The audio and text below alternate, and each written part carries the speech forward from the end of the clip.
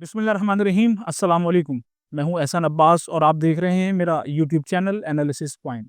नाज़रीन, जैसे कि आप वाकिफ़ हैं कि दुनिया में क्रिकेट गेम का मरकज़ी किरदार अहम खिलाड़ी अमेरिका है, और अमेरिका ने पूरी दुनिया के अंदर अपने इस ग्रेट गेम को मंतखी अंजाम तक पहुंचाने के लिए जिस तरह पूरी दुनिया के हुक्मरानों को अपने काबू में कर रखा है, इसी तरह मुस्लिम दुनिया और मुस्लिम दुनिया से वाबस्ता अपने मफादात के हुसूल के लिए अमेरिका ने अपने पपेट हुक्मरान मुसल्लत किए हुए हैं।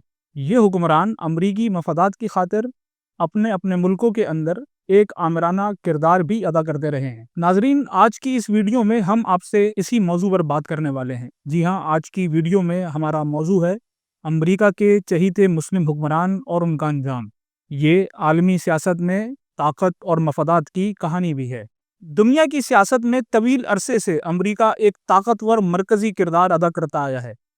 अमरीका ने अपने मफादात की बुनियाद पर दुनिया के मुख्तलिफ ममालिक में ऐसे मुंतखब हुक्मरानों और आमिरों की नाजायज़ हिमायत की जिन्होंने इब्तदा में अपने मुल्कों में तरक्की, इस्तेहकाम और आलमी ताल्लुकात का ख्वाब दिखाया, मगर वक्त गुजरने के साथ साथ अक्सर वही रहनुमा अपनी आवाम के लिए तबाही, करप्शन, खाना जंगी या बगावत का सबब भी बन गए। दूसरी जंग अजीम के बाद अमेरिका ने दुनिया में जमहूरियत के फ़रोग़ के नाम पर दरअसल अपने मुआशी और अस्करी मफादात को तरजीह भी दी।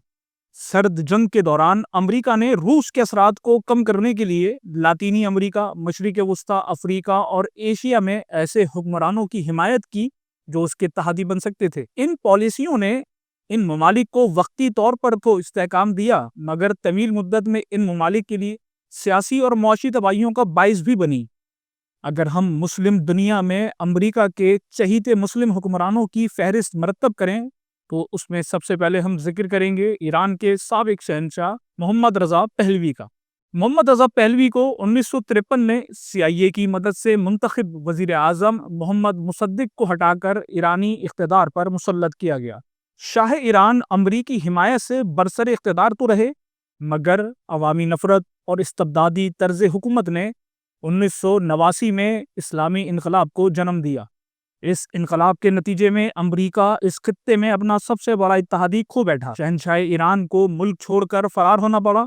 उन्हें ना अमरीका और ना इसराइल ने पनाह दी और ना ही किसी यूरोपीय मुमलिकत ने। लिहाजा मोहम्मद रज़ा पहलवी, जो कि लिम्फोमा की बीमारी में मुब्तला थे, जिला वतनी के आलम में एक बरस बाद ही 27 जुलाई सन 1980 को मिस्र के शहर काहिरा में फौत हो गए और उन्हें वहीं दफन किया गया। इस खित्ते में अमेरिका के सबसे बड़े पुलिस मैन समझे जाने वाले शहंशाह ईरान मोहम्मद रज़ा पहलवी को ईरान में 2 गज जमीन भी नसीब ना हुई। अमरीकी चहीते मुस्लिम हुक्मरानों की फहरिस्त में दूसरे नंबर पर हम बात करेंगे साबिक मिस्री आमिर हुस्नी मुबारक की, जो कि 3 दहाइयों तक अमरीकी हिमायत से मिस्र पर हाकिम रहे। उनके दौर हुकूमत में इस्तेहकाम के नाम पर मिस्र में आमरीत, करप्शन और इंसानी हुकूक की पामाली उरूज पर थी। 2011 में अरब बहार के दौरान अवामी बगावत हुस्नी मुबारक के आमराना दौरे हुकूमत के खात्मे का सबब बनी और वो 91 बरस की उम्र में मिस्र में ही कसम पुरसी के आलम में वफात पा गए। तीसरे नंबर पर हम बात करेंगे पाकिस्तान के साबिक डिक्टेटर ज़ियाउल हक की, जिन्हें सोवियत जंग में अमेरिका ने इस्लामी ब्लॉक के लीडर के तौर पर मुतारिफ करवाया। अफगानिस्तान में अपने मकासद के हुसूल और सोवियत यूनियन को शिकस्त फाश से दो चार करने के बाद उन्हें एक फ़िज़ाई हादसे में अमेरिका ने अपने ही सफ़ीर और दीगर फौजी हुक्काम के हमरा मौत के घाट उतरवा दी। अमरीकी आशीर्वाद के नतीजे में 11 बरस तक पाकिस्तान पर हाकिम रहने वाले ज़ियाउल हक की लाश फ़िज़ा में ही बिखर गई और फ़कत एक दांत इस्लामाबाद की फैसल मस्जिद में सुपुर्द खाक किया गया। पाकिस्तान ने ही एक और आमिर जनरल परवेज मुशर्रफ को अमेरिका ने 9/11 के बाद वॉर ऑन टेरर के नाम पर अहम इत्तेहादी के तौर पर इस्तेमाल किया। उनका 9 साला दौर इक़्तिदार अमरीकी आशीर्वाद से बज़ाहिर तो बहुत कामयाबी से गुजरा, लेकिन उनकी मौत दियार गैर में इंतहाई अफसोसनाक हालत में हुई। अमरीकी एजेंडे पर अमल दरामद के नतीजे में पाकिस्तान में दहशतगर्दी, बदअमनी, सियासी अदम इस्तेहकाम ने जन्म लिया। क्लैशनकोफ कल्चर, बम धमाकों, फिरका वाराना हमलों, इंतहा पसंदी, मनशियात के फ़रोग में इजाफा हुआ। गली गली लाशों के ढेर लगे, मस्जिद बची ना मंदिर, गिरजा बचा ना गुरुद्वारा, ہر جگہ انسانیت کو کچلا گیا۔ چوتھے نمبر پر ہم بات کریں گے ایک ایسے مسلم حکمران کی کہ جس کا ماضی استعمار مخالف جد و جہد کا آئینہ دار رہا۔ جی ہاں، ہم بات کر رہے ہیں عراق کے سابق ڈکٹیٹر صدام حسین کی، جو 1980 کی دہائی میں ایران کے خلاف امریکہ کے اتحادی بنے۔ اس سے قبل وہ نیشنلسٹ رہنما کے طور پر عرب دنیا میں معروف تھے، لیکن بعد میں تیل کے مفادات اور طاقت کی کشمکش نے امریکہ کو عراق میں حملے پر مجبور کیا۔ نتیجہ یہ نکلا کہ عراق تباہ و برباد ہوا، لاکھوں جانیں ضائع ہوئیں، خطہ غیر مستحکم ہوا اور صدام حسین کو پھانسی پر لٹکا دیا گیا۔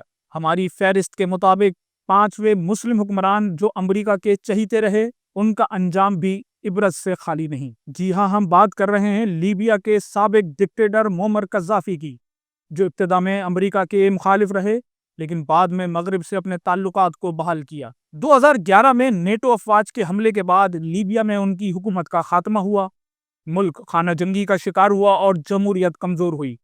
امریکہ نے اکثر آمریتوں کو وقتی مفادات کے لیے سہارا دیا۔ امریکی مداخلتوں اور امریکہ کے چہیتے مسلم حکمرانوں کی اقتدار کی ہوس کے سبب شام، عراق، افغانستان جیسے ممالک میں عدم استحکام اور بدامنی میں اضافہ دیکھنے میں آیا۔ جب ان ممالک میں عوام نے امریکی حمایت یافتہ حکومتوں کے خلاف بغاوت کی تو انتہا پسندی نے جنم لیا۔ امریکہ کی جھوٹے وعدوں اور بعد میں ترک حمایت نے اتحادی حکمرانوں کو کمزور کر دیا۔ پاکستان کی تاریخ میں ہمیشہ بیرونی دباؤ اور اندرونی مفادات نے جمہوری عمل کو متاثر کیا ہے۔ بیرونی تعلقات، خاص طور پر امریکہ کے ساتھ، ہمیشہ معاشی مدد، فوجی تعاون اور سیاسی اثر و رسوخ کے ذریعے ملکی پالیسیوں پر اثر انداز ہوتے رہے ہیں۔ یہاں ضرورت ہے کہ پاکستان اب خود مختار خارجہ پالیسی اپنائے تاکہ بیرونی اثرات سے آزاد پالیسی سازی ممکن ہو سکے۔ دنیا کی تاریخ ثابت کرتی ہے کہ امریکہ کے چہیتے حکمران اکثر وقتی مفادات کے لیے استعمال ہوئے۔ امریکی پالیسی کا محور ہمیشہ امریکی مفاد رہا ہے، چاہے اس کے لیے اتحادی حکومتوں اور حکمرانوں کو قربان ہی کیوں نہ کرنا پڑے۔ حقیقی استحکام اسی وقت ممکن ہے کہ جب ممالک اپنے عوامی مفاد، خود مختاری اور شفاف طرز حکمرانی کو مقدم رکھیں، نہ کہ عالمی طاقتوں کی خوشنودی کو۔ ویسے تو آپ جانتے ہی ہیں کہ موجودہ امریکی صدر ڈونلڈ ٹرمپ آج کل جن غیر ملکی حکمرانوں کی تعریفیں کرتے نہیں تھکتے، ان میں ایک ہمارے ملک کے موجودہ وزیر اعظم چھوٹے میاں صاحب یعنی شہباز شریف بھی شامل ہیں۔ بس تاریخ ثابت کرتی ہے کہ امریکہ کے مفادات کی وجہ سے اپنے ملک کے عوام کے حقوق کو غصب کرنا، قانون کو پامال کرنا، آئین کو پامال کرنا کسی بھی صورت قومی مفاد میں کارگر ثابت نہیں ہو سکا۔ لہٰذا پاکستان سمیت تمام امریکی اتحادی مسلم ممالک کے حکمرانوں کو ماضی سے سبق حاصل کرتے ہوئے اور امت مسلمہ کے وسیع تر مفاد میں آزاد اور خود مختار داخلہ اور خارجہ پالیسیوں کو مرتب کرنا ہوگا۔ امید ہے آپ کو ہمارا یہ پروگرام پسند آیا ہوگا۔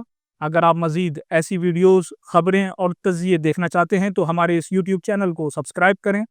آپ ہمیں social media platforms Facebook, Instagram, TikTok اور ایکس پر بھی فالو کر سکتے ہیں تاکہ آپ ہر لمحہ ہماری ہر خبر سے باخبر رہ سکیں۔